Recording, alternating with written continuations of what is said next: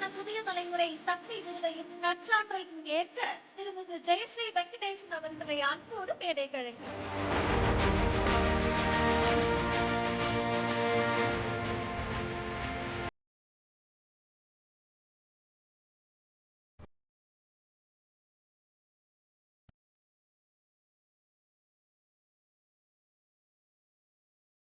So what was your நீங்க Pallikaranai Marshல work பண்ணப்போ did you think it would become a success story? What was going on in your head? No, I wanted it to become a success story. Definitely. I thought about it, but I definitely wanted it to be a success story. In fact, every project that Keras executes, we want it to be a success story. We are that way very selfish and very inward thinking.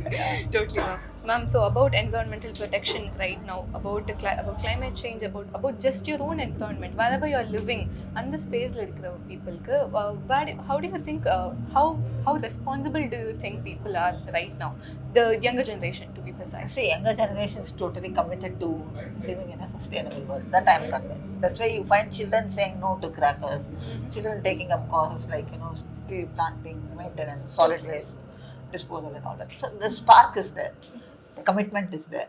Maybe they go a bit this way, that way, as far as knowledge is concerned. See, when you have a substrate which is committed, you can add layers of knowledge to it and build an informed constituency. I for one believe that the next generation is on the right track and they'll do well. Totally, ma'am, and definitely there are people who think wetlands are maybe wastelands. That's a very harsh thing to do. How do you change that narrative for people who think wetlands? That's something that has to come from the government. This thing that the wetland was being considered a wasteland, this gyan was given to me by a village administrative officer in Pallikaranai. This is a remnant of our colonial legacy. As long as we continue to hold on to its apron strings, this is how it will be. We'll have to change the land use policy and only then things will improve. People will realize value only when you name it to the valuable thing. If you call it a wetland, people will have a greater value. But that's going to take time.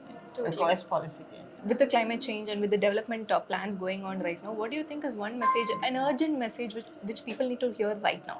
See, conservation is part of development. Totally. You cannot have development sans conservation. People should not see it as a dichotomous arrangement, that you either do conservation or development. Because very often when we talk to people about conservation, they think we are these, they call us the back Jolna Pai kind.